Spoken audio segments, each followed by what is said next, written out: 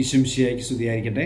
തെനാക് ആണ്ടുവട്ടത്തിലെ 20ാമത്തെ ആഴ്ചയിലെ വെള്ളിയാഴ്ച, മത്തായിയുടെ സുവിശേഷം 22-ാം അധ്യായം 34 മുതൽ 40 വരെയുള്ള വാക്യങ്ങൾ. ഒരു സദുക്കായരിൽപ്പെട്ട ഒരാൾ, സദുക്കായരിൽപ്പെട്ടവർ ചോദിച്ച ചോദ്യങ്ങൾക്ക് ഈശോ മറുപടി പറഞ്ഞു എന്ന് മനസ്സിലാക്കിയിട്ട് ഫരിസേയരിൽപ്പെട്ട ഒരു നിയമജ്ഞൻ എന്ന് വളരെ വ്യക്തമായിട്ട് ഇവിടെ പറയുന്നുണ്ട്. And one of the lawyer, ഒരു നിയമജ്ഞൻ ഈശോയോട് വന്ന് ഏറ്റവും പ്രധാനപ്പെട്ട നിയമം ഏതാണെന്ന് ചോദിക്കുക. ദൈവം നൽകിയിട്ടുള്ള ഏറ്റവും പ്രധാനപ്പെട്ട നിയമം, നമുക്കറിയാം 10 കൽപ്പനകൾ നൽകിയിട്ടുണ്ട്. 10 കൽപ്പനകൾ ആദ്യത്തെ 3 ദൈവവുമായി ബന്ധപ്പെട്ടതാണ്, മനുഷ്യനും ദൈവവുമായി ബന്ധപ്പെട്ടതാണെങ്കിൽ പിന്നീടുള്ള 7 മനുഷ്യനുമായി ബന്ധപ്പെട്ടതാണ്. 3 എന്നത് ദൈവത്തെ സംബന്ധിക്കുന്ന പൂർണ്ണമായൊരു സംഖ്യയാണ്. 7 മറ്റൊരു പൂർണ്ണമായൊരു സംഖ്യയായിട്ട് നമ്മൾ പറയാറുണ്ട്. 7 തവണ അല്ലെങ്കിൽ 7 സപ്താത്മാക്കൾ എന്നൊക്കെ നമ്മൾ പറയുന്നത് 7 എന്ന് പറയുന്ന സംഖ്യയും വളരെ പ്രധാനപ്പെട്ടതാണ്. കാരണം ഇത് രണ്ടും ചേരുമ്പോഴാണ് 10 കൽപ്പനകളാകുന്നത്. ഇവിടെ ഇതിൽ ഏതാണ് പ്രധാനപ്പെട്ട കൽപ്പന എന്ന ചോദ്യത്തിന് ഇത് ചോദിക്കുന്ന ഒരു നിയമജ്ഞനാണ്. സ്വാഭാവികമായിട്ട് മറ്റൊരാളാണെങ്കിൽ ഈ ചോദ്യം ചോദിക്കുന്ന നിയമജ്ഞൻ പ്രാധാന്യം നൽകുന്നത് ദൈവാരാധനയ്ക്കാണ്, ദൈവീയ കൽപ്പനകൾക്കാണ്. മനുഷ്യനുമായി ബന്ധപ്പെട്ട കാര്യങ്ങൾക്ക് അത്ര കണ്ട് പ്രാധാന്യം നൽകുന്നില്ല എന്ന് മനസ്സിലാക്കിയിട്ട് അയാൾ പ്രതീക്ഷിക്കുന്ന മറുപടി, അയാൾ ചോദിച്ചതിന് അയാൾ പ്രതീക്ഷിക്കുന്ന മറുപടി എന്ന രീതിക്ക് ആദ്യത്തെ ഒരു കൽപ്പന മാത്രം പറഞ്ഞാൽ മതിയാകും. അതായത് പൂർണ്ണ ഹൃദയത്തോട്, പൂർണ്ണ ആത്മാവോടും, പൂർണ്ണ മനസ്സോടും കൂടി ദൈവത്തെ സ്നേഹിക്കുക, ഇത് പറഞ്ഞാൽ മതിയാകും. പക്ഷേ ഈശോ അങ്ങനെയല്ല.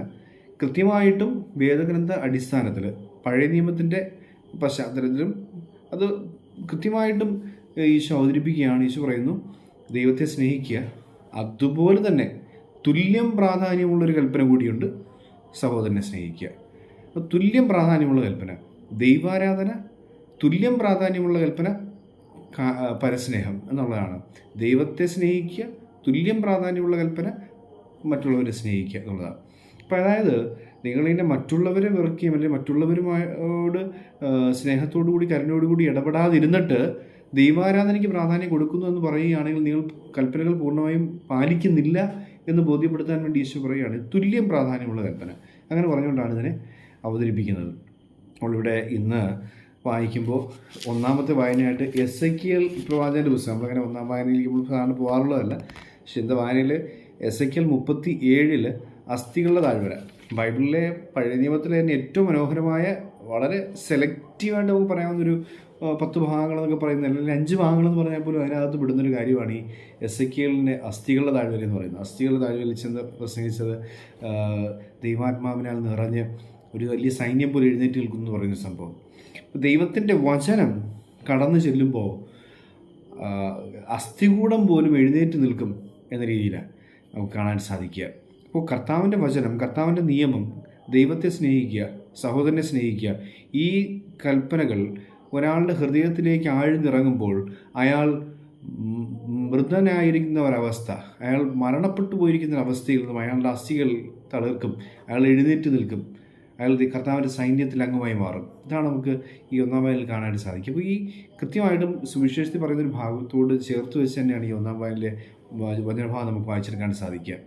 കർത്താവ് ഈ പഠിപ്പിക്കുന്ന 2 കൽപ്പനകൾ, ദൈവത്തെ സ്നേഹിക്കുക, സഹോദരനെ സ്നേഹിക്കുക, ഈ 2 കൽപ്പനകൾ സത്യത്തിൽ ഈ തുല്യം നിൽക്കുന്ന കൽപ്പനകളാണെന്ന് പറയുമ്പോൾ ഒരു നാണയത്തിൻ്റെ ഇരുവശങ്ങൾ പോലെ തന്നെയാണ്.